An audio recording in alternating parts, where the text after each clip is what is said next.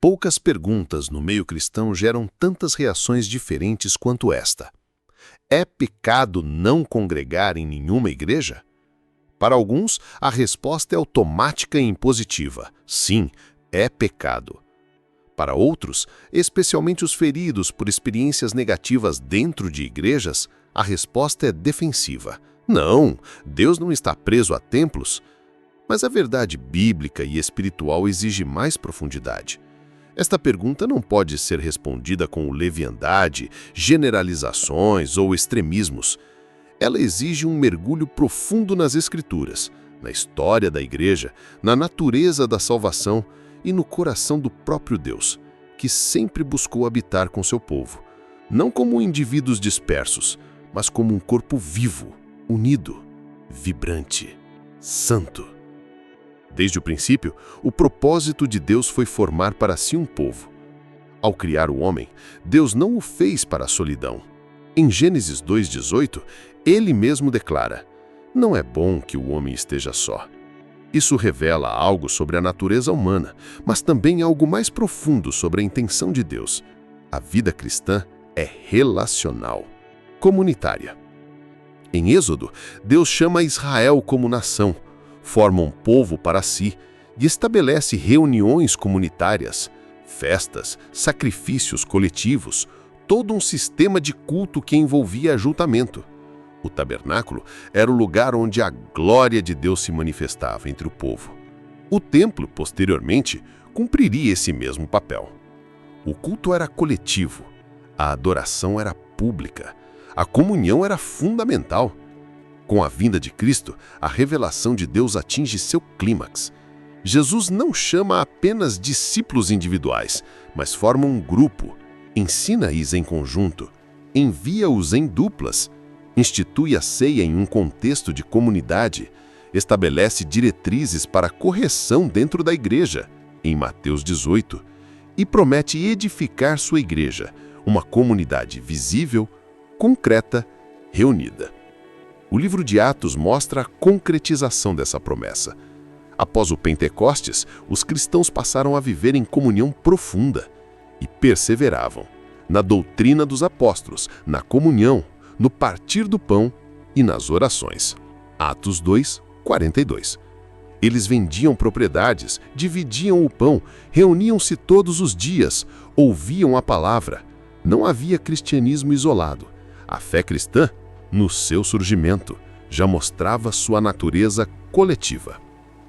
É neste contexto que entra a pergunta: o que acontece quando alguém se isola dessa realidade? O que acontece quando um cristão decide que não precisa de igreja, de comunhão, de irmãos? O que acontece quando alguém opta por servir a Deus sozinho? Seria isso pecado? Para responder, é preciso antes entender o que é pecado. Pecado, à luz da Bíblia, não é apenas fazer o que é errado.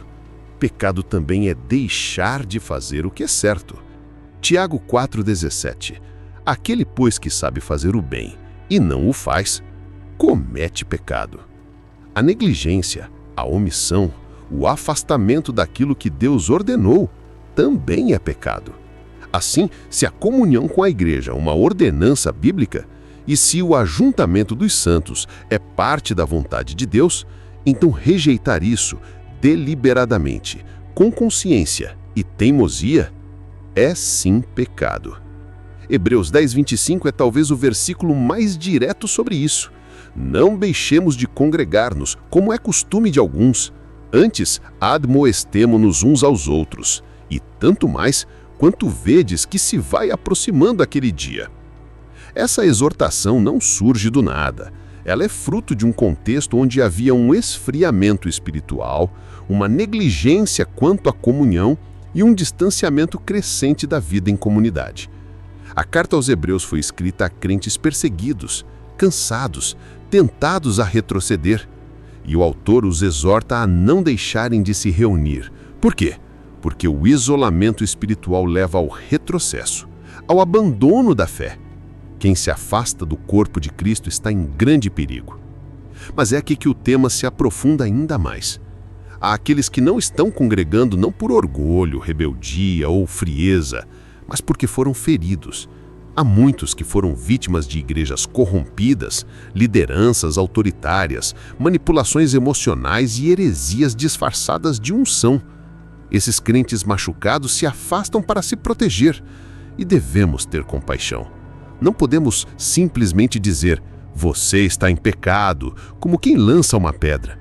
É preciso ouvir, compreender, acolher. Jesus disse, vinde a mim, todos os que estáis cansados e oprimidos, e eu os aliviarei. Ele não impôs um templo para que alguém tivesse acesso ao alívio, ele se oferece diretamente. Deus entende o coração ferido, mas também nos convida a curar. E a cura muitas vezes passa pelo retorno à comunhão, mesmo que lento, progressivo, cuidadoso.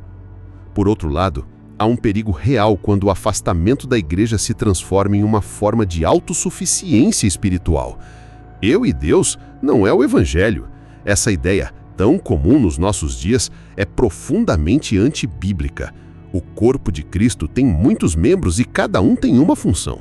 A mão precisa do braço, o olho precisa da cabeça, o pé precisa da perna. Um membro isolado apodrece. E um cristão sozinho começa a desenvolver teologias próprias, interpretações distorcidas, práticas perigosas porque não está sob correção, não está ensinado, não está em comunhão. A fé cristã foi feita para ser vivida em comunidade. O apóstolo Paulo, escrevendo aos Coríntios, dedica um longo capítulo à metáfora do corpo. Ele afirma que o Espírito distribui os dons a cada um como quer, e que esses dons são dados para o que for útil, em verso 7. Ou seja, os dons não são para a glória pessoal, mas para o serviço mútuo. Se eu tenho um dom, ele precisa ser exercido no corpo. Fora da comunhão, os dons não se expressam plenamente. O cristão isolado enterra seus talentos, como na parábola, e não frutifica. Isso é grave. Além disso, o cristão sem igreja perde a bênção da ceia. A Santa Ceia não é uma refeição individual, ela é celebrada em comunhão. É o momento onde juntos lembramos da morte de Cristo, anunciamos sua ressurreição e renovamos nossa aliança como corpo. A ausência dessa prática enfraquece a fé. É como um casamento onde os votos nunca são renovados, onde o amor nunca é lembrado. A igreja é o ambiente onde a fé é regada, alimentada, fortalecida. A palavra pregada com autoridade, a adoração coletiva eleva o espírito. A oração em unidade tem poder. A mutualidade cura. A confissão traz libertação. O serviço transforma. Por isso, o isolamento prolongado não é neutro. Ele gera frieza. Ele gera orgulho. Ele gera distância. O coração que se fecha para a comunhão começa a se fechar para o próprio Deus. Não pode parecer pecado no início, mas logo se torna terreno fértil para toda sorte de enganos. O diabo sabe disso. Ele odeia a igreja. Ele semeia escândalos, desilusões, mentiras e feridas justamente para afastar os crentes da comunhão. E ele é astuto. Ele não te afasta do templo, ele te afasta do corpo. E quando você está isolado, ele sussurra: você está bem assim. Ninguém te entende. Fique só. E a queda se aproxima. Mas não está tudo perdido. O Senhor ainda chama, ainda cura, ainda restaura. Há igrejas sérias, há comunidades que amam a palavra, há irmãos fiéis. Pode ser difícil encontrar, pode levar tempo, pode exigir renúncia, mas o Senhor guia. Ore, jejue, busque. E se onde você está não há nenhuma igreja bíblica, forme um pequeno grupo. Reúna-se em casa. Comece com 2 ou 3. Leia a palavra. Ore. Cante. Partilhe a vida. Cristo prometeu, onde 2 ou 3 estiverem reunidos em seu nome, ali Ele estará. Isso é a igreja. Não estar congregando não é por si só pecado, mas pode se tornar, dependendo do motivo. Se for por dor, por busca sincera, por transição, Deus compreende. Mas se for por orgulho, por autossuficiência, por desprezo, é um sinal de perigo.